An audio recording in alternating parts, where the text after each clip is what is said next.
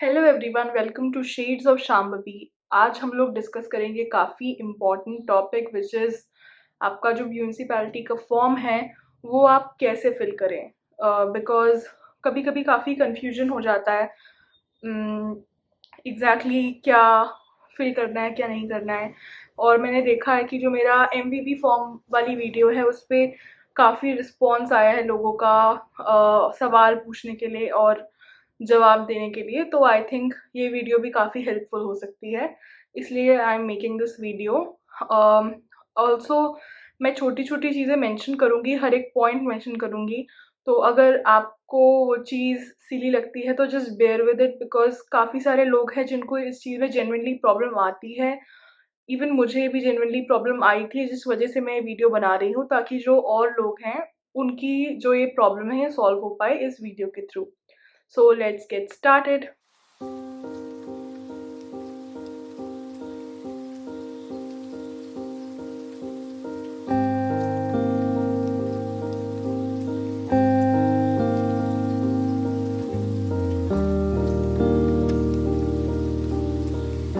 All इसमें मैंने इसका प्रिंट आउट लिया है, कलर्ड प्रिंट आउट, जो मुझे ईमेल के थ्रू फॉर्म आया था उसका।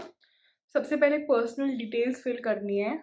तो आपका सबसे पहले सरनेम, तो आपको पहले तो आप याद रखिए कि आपको सब कुछ कैपिटल में फिल करना है। और आपको ये जो पेपर्स हैं इनको आप स्टेपल ना करें, स्टेपलर आप यूज़ ना करें, बिकॉज ये वीज़ा अपॉइंटमेंट के टाइम भी हुआ था कि they said do not staple. I don't know if may they allow it और not, but just because it can be a problem, I will not use a stapler on any of the documents I will be taking for the appointment. सबसे पहले personal details में आपका जो भी surname है वो आप फिल करिए इन कैपिटल। फिर have you previously had a different surname, अगर आपकी शादी हुई है या फॉर एनी अदर रीज़न आपने अपना सरनेम चेंज किया है तो उसमें आप येस लिख सकते हैं। और इसमें ऑप्शन है no, yes due to recognition, yes due to marriage, registered partnership, yes due to any other reason, please specify.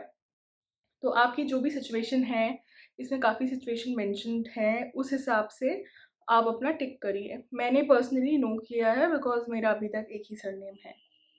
फिर आता है फर्स्ट नेम्स। फर्स्ट नेम्स में मेरा जो नाम है शाम्भवी, मैंने उसे कैपिटल में लिखा है और मैं ब्लू पेन यूज़ कर रही हूँ because I just feel it's better. और मैंने फीमेल टिक किया है, मेल और फीमेल में। फिर डेट ऑफ बर्थ में मैंने मुझे बोला गया था कि आपको बस नंबर में फिल करना है। तो for example if my birthday is 1 जनवरी 2000, तो मैंने 01-01-2000 ऐसा लिखा है। बट थोड़ा सा नंबर मेरा मुझे लग रहा था कि थोड़ा कुछ और दिख रहा है, तो मैंने ब्रैकेट में अपनी जो डेट है जनवरी, मैंने वर्ड्स अल्फ़ाबेट्स में भी लिख दिया JAN, वैसा करके भी मैंने लिख दिया है। I guess that will be okay. अगर आप चाहें तो सिर्फ नंबर में लिख सकते हैं, I guess that is preferable. But अगर आपसे गलती होती है तो उसको पूरा काट के करने की जगह ब्रैकेट में भी उसको लिख सकते हैं। फिर आता है प्लेस ऑफ बर्थ, तो आपका जिस भी सिटी या टाउन में जन्म हुआ है, जैसे मेरा है ऋषिकेश, तो मैंने ऋषिकेश कॉमा ऋषिकेश लिखा है।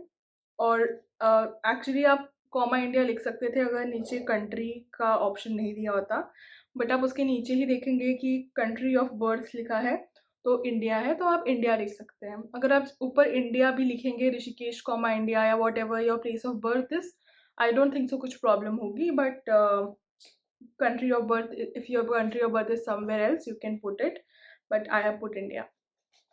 Nationality, my nationality is Indian, तो मैंने कैपिटल में इंडियन लिखा है। अब आते हैं हम मैरिटल स्टेटस पे। तो इसमें ऑप्शंस दिए हैं single, married, in a registered partnership, separated slash divorced, separated divorce from a registered partner, widowed. तो मैं अब मेरी अभी तक शादी नहीं हुई है, तो मैंने अपना ऑप्शन सिंगल टिक किया है। Do you have any social security number BSN? तो अगर आप पहली बार नीदरलैंड जा रहे हैं तो आई थिंक नहीं, आई नो कि आपके पास BSN नंबर अभी तक नहीं होगा। आपका जो पहली बार अपॉइंटमेंट होगा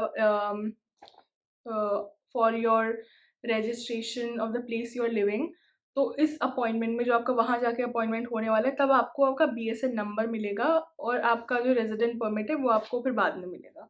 हमारा जैसे आई will be going through a college university, तो उस यूनिवर्सिटी के थ्रू मुझे अपना रेजिडेंट परमिट मिलेगा और वो कुछ 2 स्पेसिफिक डेट्स उन्होंने दी हैं, जिन डेट्स पे सब बच्चों को साथ में मिलने वाला है। तो वो मेरी सिचुएशन अलग है, आप अपनी सिचुएशन के हिसाब से जाइए, बट हाँ, ये मेरी सिचुएशन है। और मुझ पे अभी तक BSN नंबर नहीं आया है। BSN नंबर आएगा जब मैं ये फॉर्म सबमिट करने जाऊँगी जिस अपॉइंटमेंट में, तब मुझे वो BSN नंबर देंगे मेरा, जिसके थ्रू मैं अपने बैंक अकाउंट या फिर बाकी कुछ भी अप्लाई कर सकती हूँ। अब आता है टेलीफ़ोन नंबर। तो इसमें लिखा है ओनली 10 डिजिट्स, बट मैंने ब्रैकेट में +91 लिखा है जो हमारा इंडिया का कंट्री कोड है, just because why to take a chance, इसलिए। बट मैंने फिर अपना जो 10 डिजिट नंबर है, जो मेरा इंडियन नंबर है, जो मैं वहाँ लेके जाने वाली हूँ, वो मेंशन किया है। और ऑब्वियसली आई गेस आप लोग भी सब ऐसा कर रहे होंगे कि एक इंडियन नंबर ले जा रहे होंगे और एक नंबर आप वहाँ जाके लेंगे फॉर योर डेली यूज़। फिर आपका आता है ईमेल एड्रेस। ईमेल एड्रेस आप अपना याद रखिए, कैपिटल में लिखिए। gmail.com भी आपको कैपिटल में लिखना है, just make sure you do that. फिर ये पर्सनल डिटेल्स यहाँ पे ख़त्म होती हैं और आता है आपका residence detail. When did you arrive in the Netherlands? तो इसमें जिस भी डेट में आप आएँ, जैसे फॉर एग्जांपल आप 1 जनवरी अगर आ रहे हैं 2023, तो आपको 01/01/2023 ये आपको लिखना है। Have you previously been registered in the Netherlands? तो मैं पहले कभी रजिस्टर नहीं हुई हूँ, मुझ पे ना BSN नंबर है, तो मैं नो लिखूँगी। इसमें 2 ही ऑप्शन है, येस और नो। अगर आप हुए हैं पहले तो इसमें फ्रॉम द ईयर का भी ऑप्शन है, अगर जैसे आपने पहले बैचलर्स किया है और फिर आप मास्टर्स करने वाले हैं, तो ये सब उस सिचुएशन में है। But for the person who going for the first time ever, तो मैंने नो किया है उस हिसाब से। In which country did you decide before you move to the Netherlands? तो नीदरलैंड में जाने से पहले मैं इंडिया में ही रही हूँ। This is the first time I will be going in some other country, तो मैंने इंडिया मेंशन किया है इन कैपिटल। मैं बार बार बोल रही हूँ क्योंकि ताकि आप भी याद रखें ये करने को। The address you are currently staying at in Rotterdam. तो जैसे मैं रॉटरडैम एरिया में रहने वाली हूँ, तो मुझे अपना एड्रेस लिखना है। अब इसमें एड्रेस की एक लाइन है, फिर आपका पोस्टल कोड की लाइन है। तो आप चाहें तो अपना जो कॉन्ट्रैक्ट है आपके लैंडलॉर्ड के साथ, या फिर आप जिस भी ऑर्गेनाइजेशन के थ्रू बुक कर रहे हैं, आप उसमें देख सकते हैं कि आपका जो पोस्टल कोड है वो एक कुछ और होगा, some number NR and then Rotterdam, और नंबर समथिंग 2 शब्द एंड देन रॉटरडैम। तो उस हिसाब से मैंने अपना जो एड्रेस है वो ऊपर लिखा है, जो भी स्ट्रीट का नाम है, अपना फ्लैट नंबर या रूम नंबर, और पोस्टल कोड में मैंने मेंशन किया है अपना जो भी पोस्टल कोड है, और जगह का नाम रॉटरडैम, वो वैसे ही लिखा था, वैसे ही मैंने मेंशन किया है, एग्जैक्टली जैसा मेरे कॉन्ट्रैक्ट में लिखा था। Are you currently living with someone? तो इसमें ऑप्शन है येस, विद और नो। तो अगर आप किसी के साथ रह रहे हैं तो आप येस टिक करिए और उस इंसान का आप नाम लिखिए, और अगर आप किसी के साथ नहीं रह रहे हैं तो आप नो लिखिए।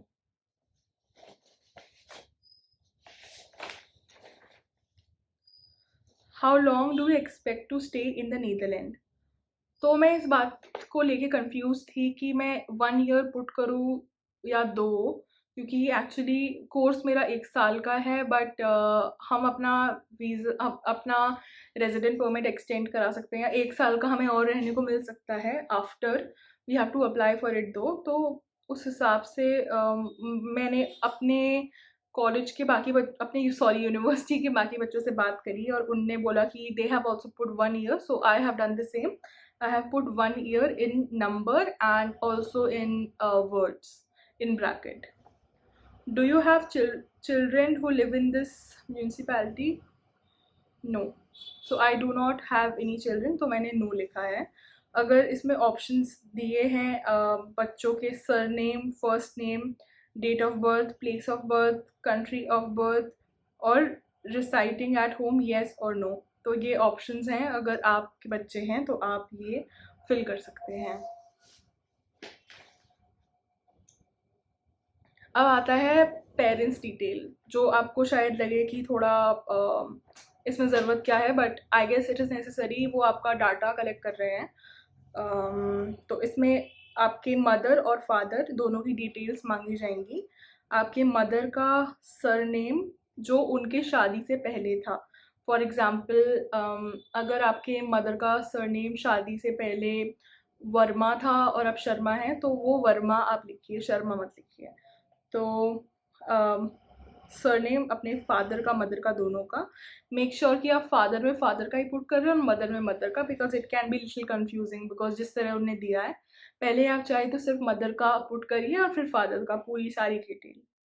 फर्स्ट नेम आपके मदर की और फादर की, दोनों की. डेट ऑफ बर्थ आप देखिए कि उनके आधार कार्ड या पासपोर्ट में क्या डिटेल्स हैं और उस हिसाब से आप पुट करिए, बिकॉज कभी कभी there are different date of birth in documents and in real life. तो मोस्टली बच्चों को रियल लाइफ का पता होता है, so make sure of that also, because if there will be a problem then इस वजह से प्रॉब्लम आ सकती है. प्लेस ऑफ बर्थ, तो जो भी उनके गवर्नमेंट डॉक्यूमेंट्स में जो भी प्लेस ऑफ बर्थ लिखी है दोनों के, वो आप मेंशन करिए. ये सब कैपिटल में आप लिखिए प्लीज़. और इवन डेट ऑफ बर्थ आप 01/01/2000 वैसे करके लिखिए. कंट्री ऑफ बर्थ दोनों का, जैसे मेरे पेरेंट्स का इंडिया है तो मैंने इंडिया लिखा है दोनों का. प्लेस ऑफ रेजिडेंस, तो प्लेस ऑफ रेजिडेंस है हमारा ऋषिकेश ही है, तो मैंने ऋषिकेश लिखा है दोनों का. If your parents are separated or divorced, तो there is a chance कि it can be of different places, तो आप उसको इस हिसाब से पुट करिए. मैरिज डिटेल, इसमें आप आपकी शादी की डिटेल देंगे. मेरी शादी नहीं हुई है तो मैं इसमें सीधा नो टिक कर दूंगी. आप येस का ऑप्शन देते हैं तो आपको अपनी जो भी स्पाउस है, अपने पति या पत्नी का सारी डिटेल प्रोवाइड करनी पड़ती है, which is like their surname, their name, their place of resident, क्या वो यहाँ रहते हैं या कहीं और रहते हैं,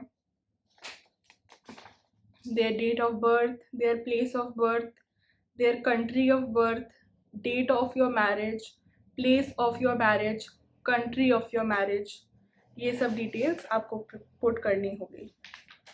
फिर आता है इसमें ऑप्शन प्रीवियस मैरिज का, कि आपकी अगर अभी शादी हुई है, इससे पहले भी कोई शादी थी आपकी, तो मेरी अभी भी नहीं है और पहले भी नहीं थी, तो मैंने नो ही टिक करा है.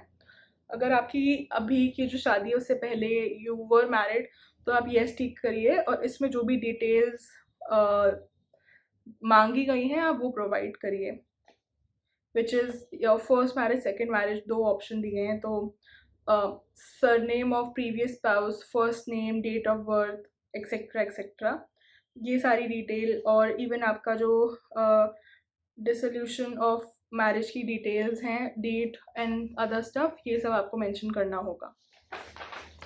फिर आता है last page, which is the 6th page, signature और डेट. तो डेट मैंने डाली है जो जिस दिन मैंने ये साइन किया है. फॉर एग्जांपल मैंने 18th को साइन किया, तो मैंने 18/07/2023 करा है और अपना साइन किया है. तो अब मेरा फॉर्म पूरा हो गया है. I will just keep it with other details which are required, which I can tell you for my Rotterdam area. I hope आपको मेरी वीडियो अच्छी लगी हो और आपकी जो भी डाउट्स हैं वो ठीक तरह से रिजॉल्व हो गए हों. Please keep watching my channel and subscribe to it.